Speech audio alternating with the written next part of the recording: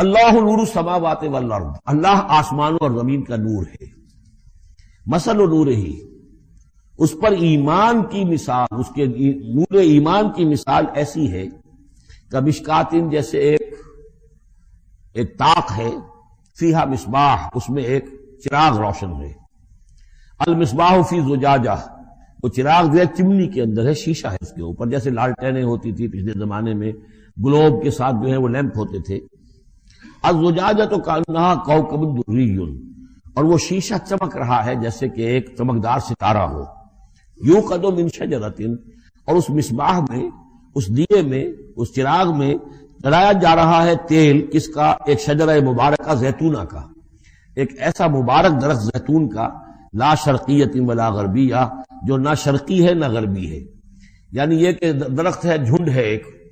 اب اگر تو اس جھنڈ کے مشرق میں کوئی درخت ہے تو صبح کی دھوپ تو انہیں ملے گی، شام کی نہیں ہوگی. مغرب میں ہے تو شام کی دھوپ مل جائے گی، صبح کی نہیں ملے گی. ایک علیحدہ کھڑا ہوا ہے کوئی، جس کے نہ ادھر کوئی اور ہے نہ ادھر کوئی اور درخت ہے، تو پورے دن کی تمازت دھوپ کی جو ہے وہ جذب کر رہا ہے. اور ایسے درخت کا جو روغن زیتون ہوتا تھا وہ بہت صاف شفاف، اسی کی مثال دی جا رہی ہے، جو نہ شرقی ہے نہ غربی ہے، وہ کسی جانب سے اوٹ میں ہے ہی نہیں. یکاد زیتھا یضیء، اس کا جو روغن ہے وہ بھڑک اٹھنے کو بیتاب ہے، قریب ہے کہ روشن ہو جائے.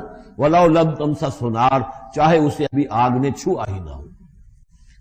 نور علی نور، جب آگ مس کر جائے، چھو جائے، تو پھر نور علی نور ہے، وہ بھڑک اٹھتا ہے. یہدی اللہ لنورہ من یشاء، اللہ تعالی ہدایت فرماتا ہے اپنے نور کی جانب جس کو چاہتا ہے. وَيَضْرِبُ اللَّهُ الْأَمْثَالَ لِلنَّاسِ، اور اللہ تعالی مثالیں بیان کرتا ہے لوگوں کے لیے. وَاللَّهُ بِكُلِّ شَيْءٍ عَلِيمٌ، اور اللہ ہر چیز کا کما حقہ علم رکھتا ہے. یہ اصل میں ایمان کے لیے، اس کے اجزاء ترکیبی کے لیے بہترین تمثیل ہے، جس کو میں پہلے بیان کرتا رہا ہوں کہ ایک ہے فطرت، انسانی فطرت. اگر فطرت سلیم ہے تو اس کے اندر یہ ایمانی حقائق موجود ہیں، معرفت خداوندی موجود ہے. البتہ اس پر کوئی پردے آ گئے ہیں، اس کے اوپر جو ہے کچھ غلاف پڑ گئے ہیں، اور جب آتی ہے وہی وہ اس کو ایکٹیویٹ کرتی ہے. آیات الہیہ جو ہیں، آیات قرآنیہ، وہ اندر کے اندر جو ڈورمنٹ اس کی کانشسنس ہے ایمان کی، اس کو ایکٹیویٹ کر کے شعور پر لے آتی ہے. اس کو یوں سمجھے کہ جیسے تیل ہے. اب تیل ایک ہے کڑوا تیل، جس سے کہ ہم دیے کبھی جلایا کرتے تھے، اب تو شاید ہی کہیں آپ نے دیکھا ہو دیا کس کو کہتے ہیں، لیکن اس میں وہ کڑوا تیل جو جلتا تھا، تو کڑوا تیل خود آگ نہیں پکڑ سکتا، اس میں بتی ڈالنی پڑتی تھی. کوئی کپڑے کی بتی ہے بٹکر، یا یہ کہ وہ روئی کی بتی بنائی ہے، اس بتی کا آگ لگاتے تھے تو جل تو رہا ہے تیل، لیکن بواسطہ بتی، براہ راست وہ تیل جلنے کی پوزیشن میں نہیں ہے. لیکن ایک تیل ہے پیٹرول، اس کو جو کڑوے تیل سے روشنی حاصل کرنے کے لیے جتن کرنے پڑ رہے ہیں آپ کو جلانے کے لیے، اور پیٹرول گویا کہ بیتاب ہے، وہ بھڑک اٹھنے کو بیتاب ہے، ذرا سی چنگاری قریب آئی اور بھڑک گیا. اسی طریقے سے انسانوں کی طباع کا فرق ہے. کچھ لوگوں کی جو فطرت ہے اتنی سلیم ہوتی ہے، اتنی نیکی ہوتی ہے اس کے اندر، کہ جیسے ہی وہی سامنے آئی، آئینہ جگمگا اٹھا ایک دم، اس لیے کہ اوپر غبار ہے ہی نہیں، اس کے اوپر کوئی اور جو ہے پردے پڑے ہوئے ہے ہی نہیں. یہ مثال صدیقین کی ہے، جو میں نے کل بھی آپ سے عرض کیا تھا کہ جیسے کہ حضور نے فرمایا، میں نے جس کے سامنے بھی دعوت ایمان رکھی، اس نے کچھ نہ کچھ توقف اور تردد ضرور کیا، سوائے ابو بکر کے کہ ایک لحظے کا بھی توقف نہیں کیا. یہ اس لیے کہ ان کی فطرت اتنی سلیم تھی، گویا کہ وہ پیٹرول تھا ان کے اندر جو بھڑک اٹھنے کو بیتاب تھا، کہ ذرا قریب بھی اگر دیاشدائی آ گئی تو بھڑک اٹھے. لیکن کچھ لوگ وہ تھے کہ جن کا تیل اتنا صاف اور پاک نہیں تھا، ان میں کوئی تکدر تھا، انہیں وقت لگ گیا، اگر چاہیے کہ بالآخر وہ ایمان لے آئے، لیکن یہ کہ کچھ اس میں بتی ڈالنی پڑی، کوئی اس کے لیے محنت کرنی پڑی. السابقون الاولون من المہاجرین والانصار والذین اتبعوہم بإحسان، پھر وہ لوگ ہیں جو بعد میں درجہ بدرجہ پھر ان کے بعد آتے چلے گئے. تو اسی طریقے سے ایمان کی مثال ہے کہ یہ روغن فطرت یا نور فطرت، نور روح، روحانی نور جو ہمارے اندر ہے نور تجلی بھی اسی خاک میں پنہاں، غافل تجرا صاحب ادراک نہیں ہے.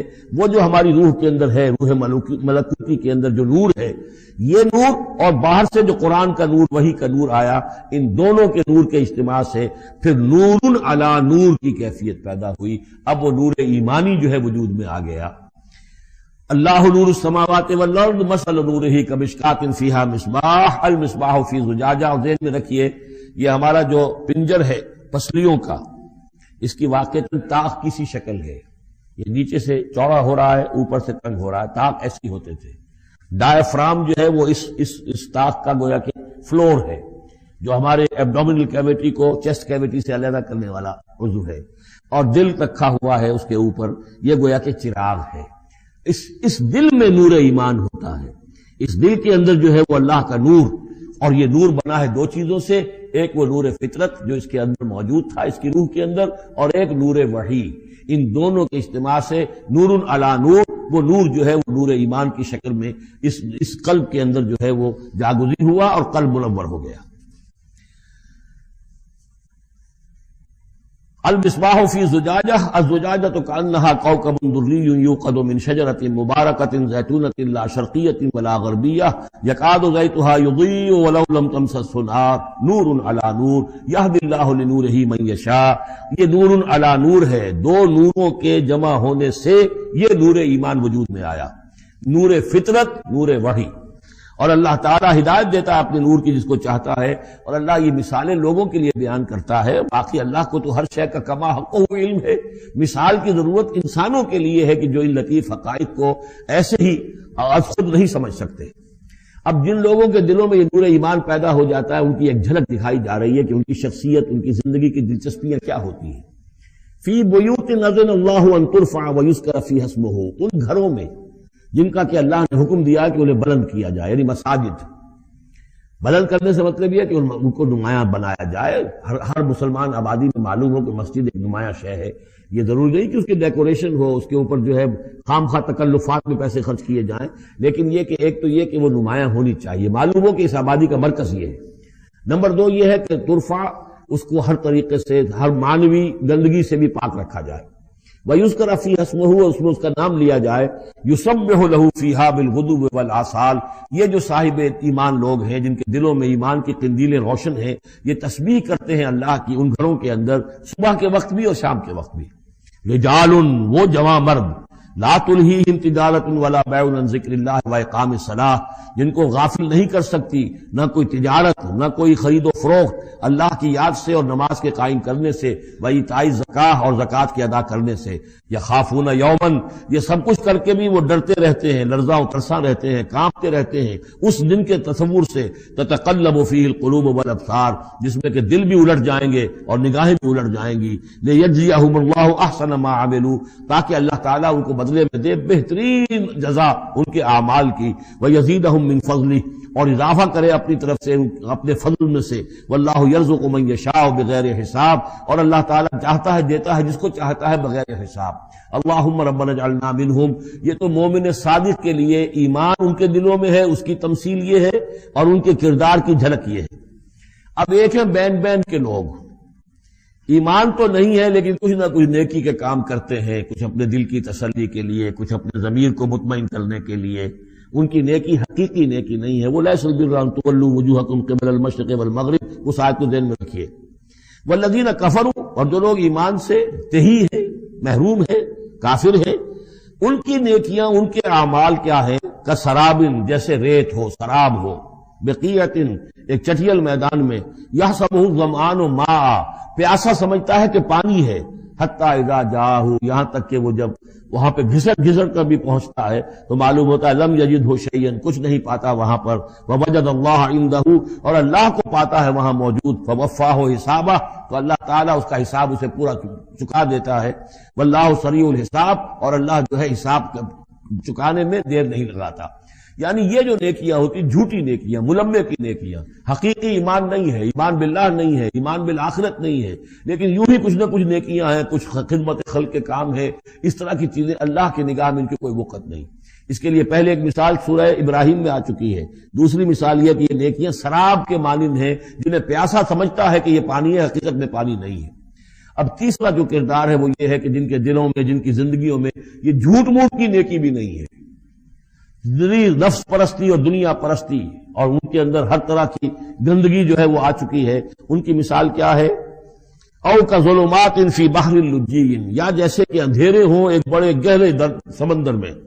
یغشاہ موجن، اس کے اوپر ایک موج چڑھی ہوئی ہو، من فوقہ موجن، اس کے اوپر ایک اور موج ہو، من فوقہ سحاب، اور اوپر جو ہے بادل بھی ہو، یعنی اندھیری رات ہے، کوئی روشنی نہیں، اوپر بادل ہے، نہ چاند اور ستاروں کی کوئی روشنی نہیں آ رہی، اور اس کے ساتھ ہی یہ ہے کہ موج کے اوپر موج چڑھی ہوئی ہے۔ ظلمات بعضها فوق بعض، یہ اندھیروں پر اندھیرے ہیں۔ اذا اخرج یدہ لم یکد یراہا، جب وہ اپنا ہاتھ نکالتا ہے تو اس کو بھی نہیں دیکھ سکتا، جسے ہم کہتے ہیں اپنے محاورے میں ہاتھ کو ہاتھ سجائی نہیں دیتا۔ وَأَلَّمْ يَجْعَلِ اللَّهُ لَهُ نُورًا، اور جس کو اللہ تعالیٰ ہی نے کوئی نور عطا نہ کیا ہو، فما لہ من نور، تو اس کے لیے پھر کہیں کوئی نور نہیں ہے۔ یہ وہ لوگ ہیں کہ جن کی زندگیاں کسی ملمے کی نیکی سے بھی خالی ہیں، اندھیارے ہی اندھیارے ہیں، ظلمات فوق بعضها فوق بعض۔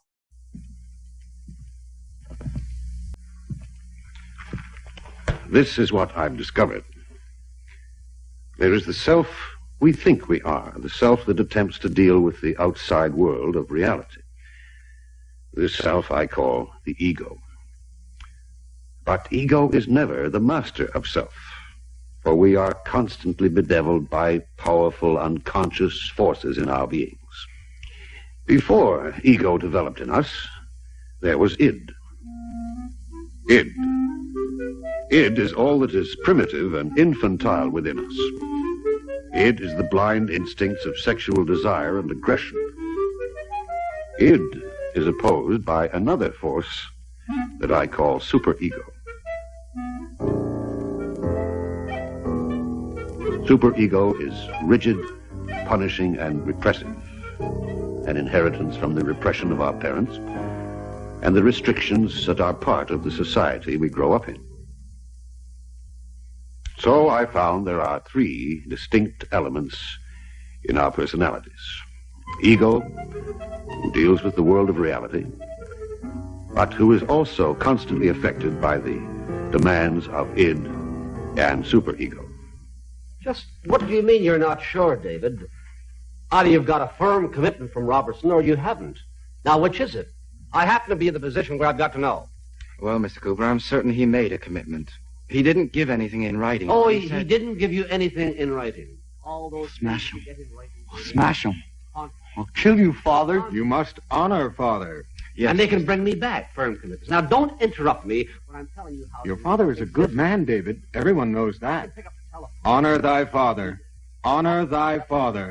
Honor thy father. I hate him. I hate him. Honor thy father. Honor thy father, or you will be punished. He stole Mummy away from me. I'm taking your mother away on a holiday, David. I hate him. I'll kill him. Oh, I love him. Mr. Cooper, I'll go and see Mr. Robertson again. Thank you for letting me explain. David's hate for Mr. Cooper is based on unconscious hate of his own father, caused by childhood jealousy, by the Oedipus complex. Freud said that without insight into these dark forces, we are doomed to play out our lives in an endless dramatization of our childhood relations with our parents. تو تصفیہ قلب کو صاف کرنا، قلب پر جو زنگ آ گیا ہے، قلب کے اوپر غبار آ گیا ہے، اسی لیے ہمارے اردو میں بھی فارسی میں بھی آئینہ قلب، دل کو ایک آئینے سے تشبیہ دی گئی ہے، اور ابھی آپ پڑھ چکے ہیں سورہ نور میں، مثل نورہ کمشکات فیہا مصباح، المصباح فی زجاجہ، ایک شیشہ ہے، اس شیشے کے اندر وہ جو دیا ہے وہ شیشے میں رکھا ہوا، وہ آئینہ قلب ہے، اس کے اندر وہ روح ہے، اس روح میں وہ معرفت خداوندی اور محبت خداوندی موجود ہے، لیکن اس شیشے کے اوپر اسموک آ گیا ہے، دھوئیں نے اس کو اتنا سیاہ کر دیا ہے کہ اب اس روح کی روشنی جو ہے وہ اندر ہی اندر ہے، باہر نکل نہیں سکتی۔ اس کو اب صاف کر دیجئے، چمنی کو صاف کر دیجئے، اب اس کی روشنی جو ہے روح کی پورے وجود کو منور کر دے گی۔ یہی عمل ہے تصفیہ قلب۔ اور تیسرا لفظ میں یہاں اور لایا ہوں، تجلیہ روح، تجلیہ جلی، یعنی اگر چراغ کی روشنی مدھم ہے، بتی ذرا نیچے کو ہو گئی ہے، تو آپ اسے بھی تو اٹھاتے نا ذرا اوپر کہ وہ لو بھی پوری ہو جائے، تو روح کے اندر بھی تجلی، اس کی روشنی بڑھے۔ تین الفاظ اب یہاں آ گئے، تزکیہ نفس۔ یہ اصل میں ہمارے ہاں تصوف میں تو کہلاتی ہے لطائف ستہ ہے.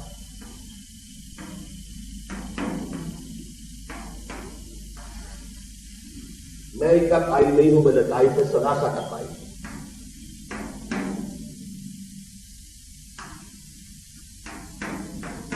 تین کیا ہے؟ نفس،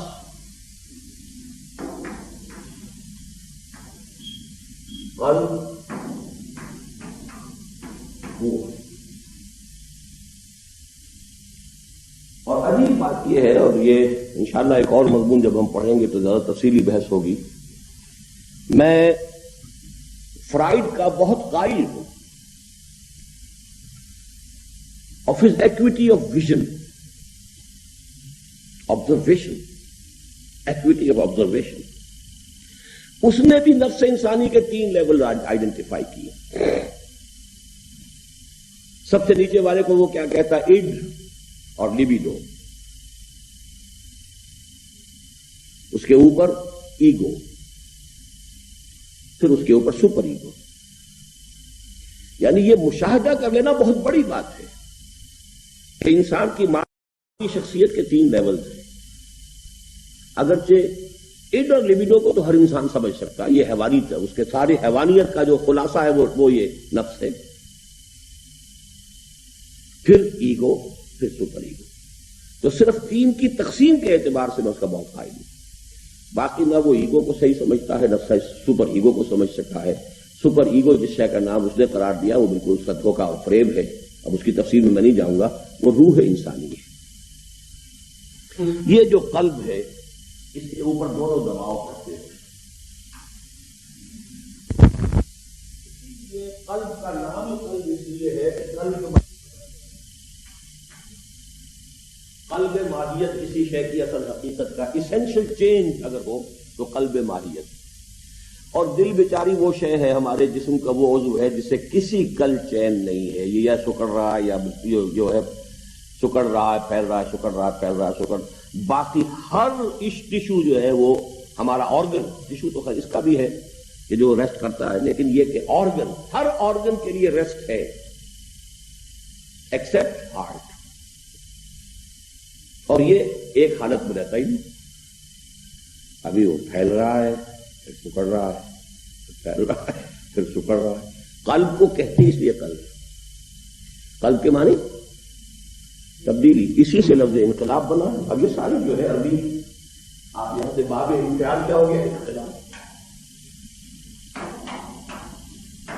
تبدیل ہو جاتا.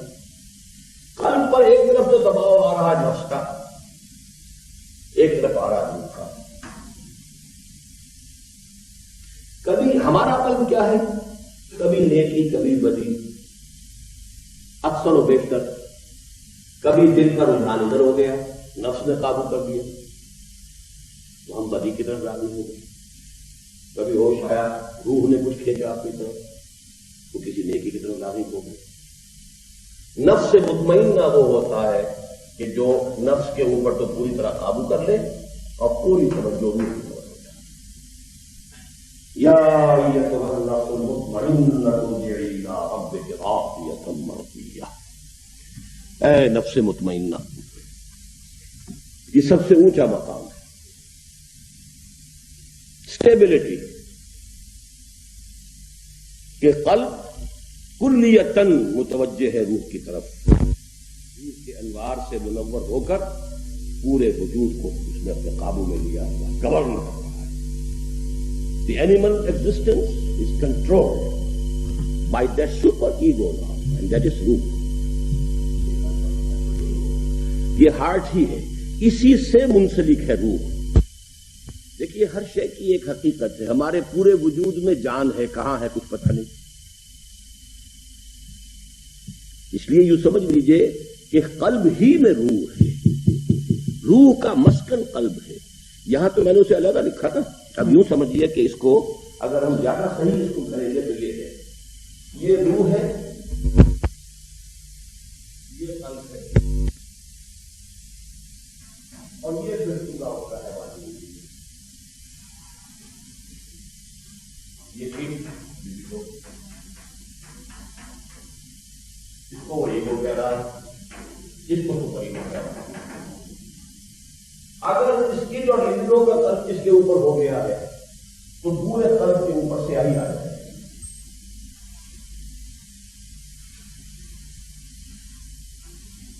روح کے انوار اندر بند ہو گئے. اسی لیے میں کہا کرتا ہوں کہ پھر انسان چلتا پھرتا مقبرہ یا تعزیہ بن جاتا ہے. اس کے قلب میں روح مر چکی، دفن ہو چکی، اس کی کوئی روشنی باہر نہیں آ رہی. حضور نے اس کو بڑی پیاری انداز میں بتایا ہے کہ انسان جب گناہ کرتا ہے تو اس کے دل پر ایک داغ پڑ جاتا ہے، سیاہ دبا. توبہ کرتا ہے صاف ہو جاتا ہے. لیکن فرض کیجیے گناہ گناہ پھر گناہ پھر گناہ پھر گناہ، دبے پڑتے پڑتے وہ دل یوں بند ہو جاتا ہے. یوں آپ نے مٹھی بند کی، دل اس طرح بند ہو. اب یہ قبر ہے جس میں روح دفن ہو گئی، تو تم انہیں زندہ سمجھتے ہو؟ زندہ نہیں ہے. اے نبی، آپ سمجھتے ہیں یہ زندہ ہے جن سے آپ باتیں کر رہے ہیں؟ نہیں، زندہ نہیں ہے. آپ سمجھتے ہیں یہ سنتے؟ نہیں سنتے. یہ صرف حیوانی طور پر سننا سن رہے ہیں، دل تو بڑھ چکا ہے. مجھے یہ ڈر ہے دل زندہ تو نہ مر جائے کہ زندگانی عبارت ہے تیرے جینے سے. بڑا پیارا شعر ہے. ایک ہمارا مادی وجود ہے، حیوانی وجود ہے، زندہ چل رہے پھر رہے ہیں، انسان ہیں، گھوڑے کی طرح دوڑ رہے ہیں، بھاگ رہے ہیں. مجھے یہ ڈر ہے دل زندہ تو نہ مر جائے کہ زندگانی عبارت ہے تیرے جینے سے. اگر قلب ہے، چنانچہ سورہ قاف میں الفاظ ہے لمن کان لہو قلب، جس کا دل ہے. ویسے تو دل سب کا ہے. ابو جہل کا بھی دل تھا، پمپ تو کرنے کے لیے موجود تھا اس کے دل میں، یہ اس کے جسم کے اندر خون کو پمپ کرنے والا، اس کے اندر کی حقیقت مر چکی تھی. تو اب اگر یہ اوپر سیاہی آ گئی ہے تو اب یہ پورا انسان جو ہے یہ گویا کہ اب حیوان بن گیا. لیکن اگر یہ صاف ہو گیا ہے تو روح کی روشنی جو ہے وہ پورے وجود کو منور کر رہی ہے.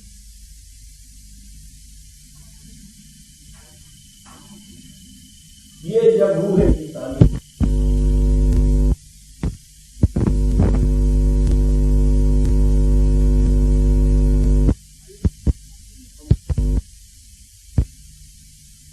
اسی لیے ہم کہہ سکتے ہیں کہ آپ نور مجسم تھے. کس اعتبار سے؟ کہ آپ کے وجود کے اوپر آپ کے روحانی انوار یا روح کی نور کا اتنا غلبہ تھا. It had penetrated each and every cell of his existence. اس معنی میں وہ نور مجسم ہے. کہے کوئی حل نہیں. نور مجسم. ہمارا حال یہ کہ کبھی ادھر کبھی ادھر، دو قدم ادھر تو ایک قدم ادھر. یہ اگر حقیقی اور واقعی ہو تو اس کی کوکھ سے لازماً تصادم اور کشمکش یا کشاکش جنم لیتے ہیں، جن کے مراحل تبدیلی کی نوعیت اور مقدار کی نسبت سے کم و بیش ہو سکتے ہیں. ایمان نے جو تبدیلی صحابہ کرام کے اندر پیدا کی، اس نے جس تصادم اور کشمکش کو جنم دیا، اس کے جملہ مدارج اور مراحل کا جامع عنوان ہے جہاد فی سبیل اللہ.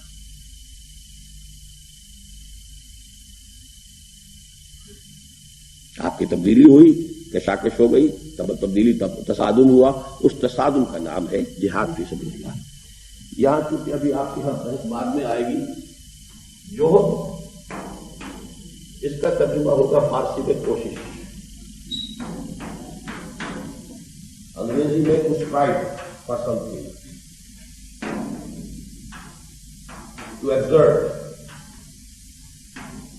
اور جہاد اس کا ترجمہ فارسی ہوگا کشاکش،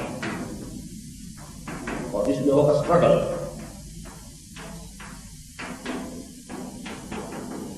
اسٹرگل کے ساتھ ہمیشہ اگینسٹ آتا ہے اور ان کے ساتھ فار آتا ہے، اسٹرائیو فار سم تھنگ. جوہد جو ہے وہ ایک یک طرفہ فینومینن ہے. جہاد دو طرفہ، اسٹرگلنگ اگینسٹ ایچ ادر. کوشش ایک یک طرفہ عمل ہے، آپ کوشش کر رہے ہیں کسی کام کے لیے، لیکن جب مقابلہ ہو جائے کہ اسی کے لیے کوئی اور بھی کوشش کر رہا ہے، یہی چیز میں بھی حاصل کرنا چاہتا ہوں، آپ بھی حاصل کرنا چاہتے ہیں، اب ہمارا مقابلہ ہوگا، یہ جہاد ہوگا. اور اگر کوئی درمیان میں چیلنج نہیں ہے، کوئی رکاوٹ نہیں ہے، اور میں اس کو حاصل کرنے کی کوشش کر رہا ہوں، یہ جوہد ہے. کوئی چیلنج ہے، کوئی رکاوٹ ہے، کوئی مقابلہ ہے، کوئی مسابقت ہے، وہ تیار ہے۔ تو اب چونکہ تبدیلی ماحول کے اندر آپ تھے، ان کی سوچ تھی، ان کے نظریات تھے، ان کے عقائد تھے، ان کی ایمبیشنز تھی، اس کو بھی صاف کر دو، ان کی ویلیوز تھیں، اب آپ کی ویلیوز اور ہیں، آپ کی کچھ اور ہی آرزویں ہیں، کچھ اور ہی امنگیں ہیں، کچھ اور ہی کرنا چاہتے ہیں، نظریات اور ہو گئے، لہذا ایک تصادم اس کے ساتھ ہونا لازم ہے۔ اس تصادم کے مراحل کو اب نوٹ کیجیے۔ اس تصادم اور کشمکش کا اولین ظہور انسانوں کی اپنی شخصیت کے داخلی میدان کارزار میں ہوا۔ یہ بات جو کہ میں نے آج وہ بنایا تھا، دوبارہ اگر میں بناؤں گا وقت لگ جائے گا۔ دیکھیے، آپ کے اندر یہ روح تھی، یہ قلب ہے، اور یہ طرح کا بہت بڑا حیوانی وجود۔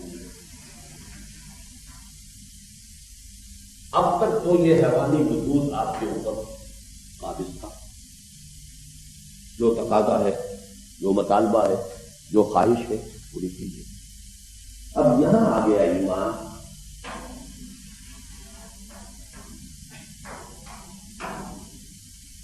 اب تصادم، میرا جی چاہتا ہے کچھ ہے کھانے کو، قرآن کہتا ہے کوئی خواہش میرے اندر پیدا ہوئی ہے، اللہ کہتا ہے نہیں، ناجائز، تصادم ہو گیا۔ وہ اینیمل انسٹنکٹس ہے نا، اسی کے لیے بھاگ دوڑ ہے۔ لیکن جب یہاں آ گیا ایمان باللہ، ایمان بالآخرت اور ایمان بالرسالت، جب یہاں یقین پیدا ہو گیا کہ مرنے کے بعد زندہ ہونا، اللہ کے حضور جانا ہے، اللہ نے میری ہدایت کے لیے محمد کو بھیجا ہے، یہ کتاب ہے، یہ حرام کیا، اس نے اس کو حلال کیا، تو ایک conflict with in your personality, یہ کشاکش ابھی آپ کی شخصیت سے باہر نہیں، ماحول سے باہر نہیں ہے، وہ تو بعد میں آئے گی، with in your own personality. اس تصادم اور کشمکش کا اولین ظہور انسانوں کی اپنی شخصیت کے داخلی میدان کارزار میں ہوتا ہے۔ ایک تصادم میں خیر و شر میرے اندر ہر وقت چل رہا ہے، آپ کے اندر ہر وقت چل رہا ہے۔ یہی وجہ ہے کہ مجاہدہ مع النفس کو افضل الجہاد قرار دیا ہے۔ حدیث نیچے دے رکھی ہے، حضور سے دریافت کیا گیا، ای الجہاد افضل یا رسول اللہ، اللہ کے رسول سب سے افضل جہاد کون سا ہے؟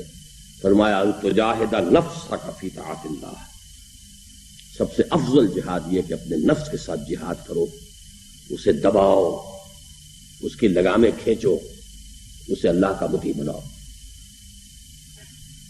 ایک اور حدیث کے الفاظ ہیں، المجاہد من جاہد نفسہ، اصل مجاہد تو وہ ہے جو اپنے نفس کے ساتھ جہاد کرتا ہے، نفس کو کہ منہ زور گھوڑوں کو زیر کیا نہیں اور چلیں اللہ کے دشمنوں سے لڑنے کی، کلاشن کوف ہاتھ میں لے لیے، ہینڈ گرینیڈ چلانا سیکھ لیا، جہاد فی سبیل اللہ ہو رہا ہے، نتیجہ کیا نکلے گا؟ وہی جو نکل رہا ہے۔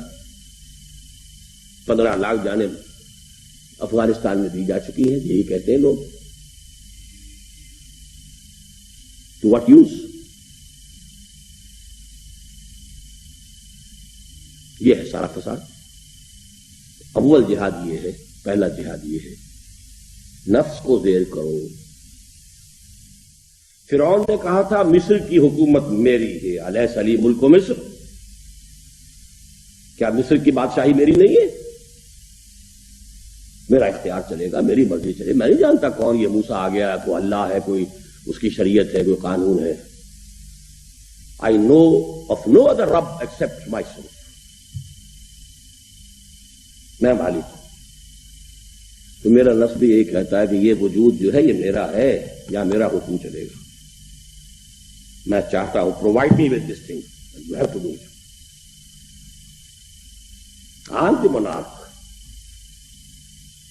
I'm the ruler، نفس ماں ہم کم طرف فرعون، لیکن وہ عون، یہ عون جو ہے مدد کو کہتے ہیں نا، عون، استعانت اسی سے بنا ہے، مستعین عون سے بنا ہے۔ عون ہمارے ہاں اردو میں یا پنجابی میں کہتے ہیں مدد، مدد آ گئی ہے، مطلب یہ کہ آپ کوئی کاروبار، وہ کوئی مکان تعمیر کرنا، مدد آ گئی ہے، جو لوگ ہاتھ بٹائیں گے تو اس کی تعمیر کریں گے۔ لاؤ لشکر کے لیے بھی مدد کا لفظ ہے، اس کا عون بھی تھا، اس کے لاؤ لشکر تھے، لہذا اس نے منہ سے بھی کہہ دیا انا ربکم الاعلی، میں فقیر آدمی ہوں، میرے پاس تو کوئی مدد نہیں ہے، کوئی لشکر نہیں ہے، لہذا میں منہ سے تو نہیں کہہ سکتا، لیکن اندر میرا دل یہی کہہ رہا ہے، میرا نفس جو ہے وہ دعوے دار اسی بات کا ہے۔ لیکن ایرا اس کے لیے غریب کے لیے چونکہ کوئی مدد نہیں ہے لہذا چپ ہے، زبان سے نہیں کہتا انا ربکم الاعلی، لیکن میرے اندر میرا نفس دعویٰ وہی کرتا ہے جو فرعون نے کیا تھا مصر میں، نفس ما ہم کم طرف فرعون نیست لیکن ایرا اس تصادم اور کشمکش کا اولین ظہور انسانوں کی اپنی شخصیت کے داخلی میدان کارزار میں ہوا، یہی وجہ ہے کہ مجاہدہ مع النفس کو افضل الجہاد قرار دیا گیا۔ پھر جب ایمان اشخاص کے باطن میں، اسے رہنے دینا، ابھی اس کو مٹا دو، اس کو رہنے دو، جب ایمان اشخاص کے باطن میں اس طرح راسخ اور مستولی ہو گیا کہ ریب اور تشکک کے کانٹے نگل گئے، تو اب اسی جہاد و مجاہدہ کا ظہور عالم خارجی میں ظالموں، سرکشوں اور خدا کے باغیوں سے کشمکش اور تصادم کی صورت میں ہوا۔ یہاں ایک درمیانی لنک جو ہے رہ گئی ہے، اب یہاں سے یوں نکل کے سمجھیے، یہاں سے اب یہ جہاد باہر نکلے گا تو سب سے پہلے سوسائٹی، کیونکہ میں پورا سرکل نہیں بنا سکتا، سوسائٹی سب سے پہلے تو شاید ماں باپ ہی راستے میں آئے، تمہارا دماغ خراب ہو گیا، پاگل ہو گئے، تمہیں اس لیے پڑھایا تھا،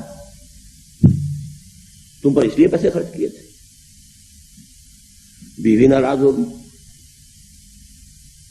یہ کیا تمہارا دماغ پھر گیا، معاشرہ جو ہے اس کے ساتھ تصادم ہو، سوسائٹی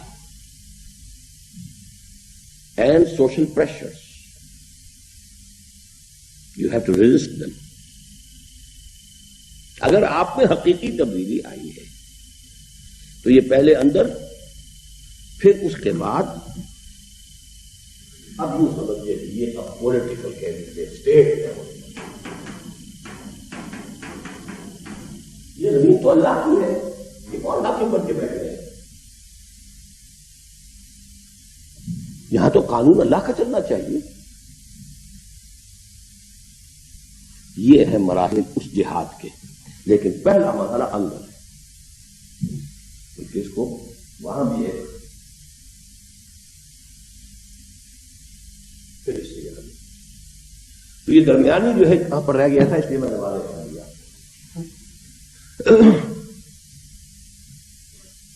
جب ایمان اشخاص کے باطن میں اس طرح راسخ اور مستولی ہو گیا کہ ریب اور تشکک کے کانٹے نگل گئے، تو اب اسی جہاد و مجاہدہ کا ظہور عالم خارجی میں ظالموں، سرکشوں اور خدا کے باغیوں سے کشمکش اور تصادم کی صورت میں ہوا، جس کا مقصد قرار پایا تکبیر رب، وَرَبَّكَ فَكَبِّرْ۔ دیکھیے آج ہم پہنچ گئے وہ سورہ مدثر کی 3 آیات میں سے تیسری جو تھی۔ پہلے ہم نے کیا پڑھا تھا؟ انذار، یا ایھا المدثر قم فانذر، سٹارٹ ہوگا وہی جو آج بھی مضمون میں ہم نے پڑھا ہے، تمہیں اٹھا لیا جائے گا لازماً، بلا وربی لتبعثن ثم لتنبؤن بما عملتم۔ یہاں سے دعوت شروع ہوئی، پہنچے گی کہاں؟ تکبیر رب، رب کی بڑائی نافذ۔ تکبیر کے معنی ہم نے کر لیے اللہ اکبر کہنا، صرف یہ اس کی ابتدا ہے۔ اللہ، ہم کہہ رہے ہیں اللہ بڑا ہے، اللہ بڑا ہے، بڑا تو اللہ تو نہیں ہے اس وقت ماحول کے اندر، تو بڑا کوئی اور ہے۔ دنیا میں تو امریکہ بڑا ہے، پاکستان میں جو بھی اس کا دستور ہے وہ بڑا ہے، جو بھی حاکم طبقات ہیں وہ بڑے ہیں۔ نہ عدالت میں اللہ کو بڑا مانا جاتا ہے، نہ اس کے قانون کے مطابق فیصلے ہوتے ہیں، نہ پارلیمنٹ جو ہے اللہ کو بڑا ماننے کو تیار ہے۔ تو کہاں ہے اللہ بڑا؟ مسجدوں میں بھی کوئی چودھری لوگ ہوتے ہیں بڑے، یا یہ کہ کہیں مولوی اگر تکڑا ہے تو وہ مولوی بڑا ہے، بڑا تو کہیں نہیں اللہ۔ رب کو بڑا کرو، تکبیر کے لفظی معنی کیا ہے؟ رب کو بڑا کرو، بڑا تو ہے، اس کی بڑائی مانی نہیں جا رہی۔ اسٹیبلش یہ جہاد کی آخری منزل۔